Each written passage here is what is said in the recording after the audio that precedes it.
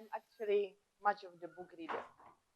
And there are several books that I've read that greatly inspired me. And I think that they are pretty much responsible for what I do today. One of them is a book entitled 1984, written by George Orwell. The book was released in 1948. And another one is called Brave New World, written by Aldous Huxley, released in 1932. Now, both of these books, despite being written in the 40s, went ahead of their times, describing the future. And they both prophesied the end of civilization. In 1984, George Orwell was scared that there will be Big Brother, dictator, somebody who will be denying us access to information. And so the population becomes blind and very easily controlled. He feared that what we hate will kill us. On the other hand, Brave New World, Aldous Huxley felt that there is absolutely no need for us to worry about the Big Brother, because there will be a generation of people who have all the access to information, but they are just not interested in it. He feared that what we love the most will kill us. And in this case, it was a love for technologies. He was describing people amusing themselves with technologies, entertaining themselves, living a high life full of drugs and alcohol. And so we have these two scenarios, how the world is probably going to look like, since they were written in the 40s. The society that is hungry for information but cannot access it, and the society who has information, but they are just not interested. And I love both of these books. They inspired me greatly. I love the characters, I love the stories. But I did not make much depth of it until much later when I was in the university and I studied development studies. Because during my studies, we started seeing the impact of technologies on the human behavior, on the way we relate to one and each other, on the way we are losing our values. It all slowly disappears without us noticing. And so I came across this book, Amusing Ourselves to Death, written by Neil Postman. He's an educator. The book was released in 1985. 1 year later, after the George Orwell prophesied that there will be Big Brother and there will be end of civilization. And he actually pointed out that prophecy of Brave New World is actually far much closer to the truth. And he believed that it is because of the technological progress that everything turned into entertainment, including the information. And we love entertaining ourselves. Everything that we share, we talk about, has to be funny, it has to be short, has to be shareable, has to be likable, including the information. And so now there's a huge problem that I have with this kind of approach. Because if you live in the society that turns everything into entertainment, how we are going to be able to analyze or to determine or to say which information is important, which one is relevant, what is guiding us at the moment? And I was really frightened. And so I believe that the prophecy of Aldous Huxley, The Brave New World, is actually very relevant to this current society we live in. And I couldn't agree more with it than when I became a lecturer at the university. Back in the days, or my studies, or maybe some of you when you studied, back in the days, for you to understand something, you had to read a book. Now, whilst you are reading the book, your brain has time to process the information, to analyze it and understand it. If you don't understand it, you have a liberty of going back a few pages and read properly. Whilst you are reading, your opinions are being formed. The way how you're going to approach certain situation or how you're going to resolve the problem is being formed whilst you are reading. But nowadays, everything has become so fast, all the activities, all the information is so easily accessible that it became pointless to the point of time wasting to actually read. And so the students, when they are researching, they actually skim through the internet. Sometimes they only read the headlines. If they search for the keywords, they'll actually read the paragraph if it contains enough keywords they search for. And so in the 15 minutes of such a research, they actually believe that they know what is it about. And so you can imagine how much I suffered as a lecturer. When I gave an exam and I asked my students to express themselves and answer the question in the essay form, so that I know that they understand the concept, they know the whole topic. Now, unfortunately for me, the essay form has shrunk into tiny paragraph. And the students actually ran out of what to say. Well, maybe they did not necessarily run out of what to say. Maybe they just felt that this is enough for them to express what they are talking about. Because how they are accessing the information, this is the outcome of it. There's nothing more to say to it. And so I was really frightened, and I was thinking, it's really happening. that the Aldous Huxley was right. We have this society who just has all this access to information and we tend to ignore it. But let's not blame the students entirely. I think with the development of technologies, every one of us has reached the point that from reading of the books has shrunk into reading of the articles, which later on shrank into reading of just the abstract for you to have a general idea, which shrank into the fact that we are just skimming through the headlines, and we are currently here. Waiting for a signal. We are waiting for something to tell us that what's currently happening. We missed it somewhere. We went wrong. We spend time on the social media searching through the memes, reading the memes. We are so entertained. But the worst part of it is not the entertainment part. The worst part is that we tend to believe that we know what's happening. We read through the memes and we feel like we know. We can share it and people think we know. But do we really know? Well, if anything, it's funny and we can laugh about it. It's entertainment. But as Neil Postman pointed out with a reference to the Brave New World, the problem is not that people are laughing instead of thinking, but that they don't know what they are laughing about and why they stop thinking. And this is a strong message, and every time I read this, I actually feel shivers. And so I was troubling my mind, thinking what can be done. How can I make my students understand the topic if I cannot force them to read? Which I actually tried. I once giving them the assignment of reading the tiny book of just 120 pages. And they've taken a complaint to the registrar's office that I'm being very difficult.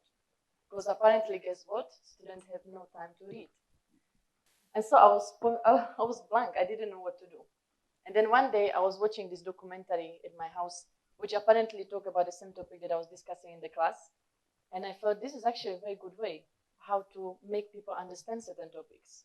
Documentaries are brilliant. They are based on serious events or real events. They collect facts over time. They discuss pros and cons. So after watching the documentary, you have the whole concept of what is being discussed or what you're supposed to know. And so I started showing documentaries in my class. And I was amazed to see how much that worked. First of all, my students were very happy because they felt it's a free class. They don't have to listen to a lecture. They can just sit and watch. But they did not know that I tricked them because they actually learned far much more than by me standing in there and giving them something to read. And so it was a win-win situation. And I could see the progress in the way they managed to express themselves on the topic. They actually watched the documentary. I could also see the difference in the exam when they answered the question for which they studied by reading and the ones they studied by watching these documentaries. And I thought that this is great. And so I started looking for the bigger platform so that I can reach out to more people than just a small group in my class. And then I was looking for the venue to organize this film festival. I bumped into a colleague. And when I shared my idea, when we talked, it was more or less, where have you been all this time? How come we've never done this before? And at that particular moment, we, without waiting, set up the documentary film and arts festival called SOTAMBE. SOTAMBE means come and watch. It was established in 2014, and we were so passionate about this thing of empowering young people and giving them full information that we set up the first edition of the film festival in only 14 days. It was brilliant. The outcome was just amazing. You could see young people watching, and we discovered how much they're actually hungry for information and how much it strikes them when they discover that they only thought they knew, but they actually did not know. The discussions that went on after watching the documentaries were so powerful, we had to stop them because we were running out of time. And it was the moment when I was standing there and we are watching these people, interested in discussions, and I was feeling how you probably felt, each one and one of you, once sometime, is that you are exactly where you're supposed to be, and you do exactly what you're supposed to do. So we went on screening the documentaries and empowering people and bringing the discussions. But then again, let's not just talk about documentaries. There are movies. We are talking about the whole film industry. The movies and every video content that we watch that actually has an impact on us. The movies can guide us. Movies can shape our future. They are turning us into our future selves. Movies can tell you what to wear. Movies can inspire you so much that you change your lifestyle. That kind of impact we are talking about. And I remember when I was at the university and I attended this workshop, which was more as like a meetup of the people talking about South Korea. It was entitled Life in South Korea. So there was this meetup of the people who went to South Korea before and those who are yet to travel. And it was brilliant because they were showing us the pictures of the lifestyle. There was a presentation, they showed the video clips, and we were all watching. We had the answer and question answer sessions afterwards. And then it was really great until the facilitators announced that none of the pictures and none of the video clips that we watched in the presentation was actually taken in South Korea. And everybody froze. Now, people who were not traveling to South Korea before, they can be excused. But there were a lot of people who went to South Korea, and nobody questioned what they saw. So when we had this discussion afterwards, how vulnerable we are towards what we see, they started coming and they said, actually, when I watched this picture, I thought it may not necessarily be South Korea because that type of tree or that type of animal is probably not found there. But they did not raise their hands. They did not question. Because we are not able to question what we see. I think we are not equipped to do that. We are very vulnerable towards what we see. When I was young in high school, there was this TV series going on, Dawson's Creek. It was like everywhere. And before you knew it, everybody was dressed like the characters in this TV series. There was far much later when I discovered that the TV series was sponsored by the clothing company, and their profits skyrocketed. So the way I trick my students to watch documentaries to learn something, the clothing company tricked us to buy the products without us knowing. Seemingly harmless love story, You've Got Mail, was released in 1998, featuring Tom Hanks and Meg Ryan. It's a beautiful romantic story. As a girl, I love this movie and I watched it several times. It's telling you the love story between the big corporate businessman and the lady who owns the bookshop, which eventually has to close because she cannot copy and she cannot fight these corporate wars. But nobody paid attention to this story because what we saw is the love story between them and they ended up together and everybody was happy. But we failed to see that this movie actually told us or prepared us that it is okay for the corporates to come on board and liquidate and destroy the businesses of the small businessmen. This is now 20 years later and we see it happening on a daily basis and we are not questioning it because somehow it became normal, because we learn from what we see and we are accepting it. And I'm actually very happy, if I look at my childhood, I'm very happy I was born in 1987 and what impacted me most were books and this type of movies. Because to be honest, if you switch on the TV nowadays and you see the content that is being produced, the language that people use, the values that are being promoted, you would be actually scared to switch on the TV, especially when you have children. I have a 7-year-old daughter. She's amazing, she's brilliant. But then only 30 minutes of her spending in front of TV watching Nickelodeon, she all of a sudden has this American accent, that attitude, she turns into a teenager. And I'm thinking, what is happening? So we can observe the impact of the media and of the movie on the children, but we fail to see that it impacts us as well. And so or let me just say that the movies can be created to destroy somebody's culture. Movies can be created to turn us into the consumers, buy products that they want us to buy. But movies can also be created to unite and to create the future that we want to see, create a brave new world with the responsible citizens. And so in our organization, as I mentioned, we open up the platform and we no longer screen only documentaries, but we screen the movies with social change. We screen the movies, feature films that are telling us about the world the way it is now, but much more telling us about the world the way we want to see. The movies should inspire you. The movies should make you feel motivated to go out there and do something. And this is the core of the organization. And so apart from the movie screenings at the film festival, we also do the film trainings, and we are known for filmmaking bootcamp.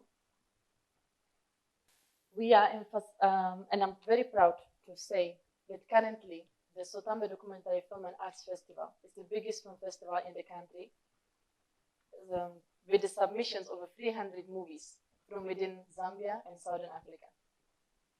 And I think what we managed to do with my colleagues is to create a platform where filmmakers can come and share the stories to inspire others. We are not just any other film festival. Identity of the film festival is to screen the movies with the social change, for people to be inspired. Do we want people to start reading books again? The easiest way how to do it, the fastest way how to do it, is to actually create a movie and have the characters reading the books in the movies. Because before you know it will become trendy and everybody will be doing that. Do we want to preserve the Zambian culture? Are we proud of these traditions? Let's have movies that have characters that portray this culture. This is the values that we are transferring. So I think the ultimate objective of this organization, and a shout out from us to every filmmaker out there, to everybody who creates any video content, posting on social media, know the power, know the words that you are spreading out there. Somebody is going to be affected of it. Because what we see, what we watch, is what we eventually become. Thank you.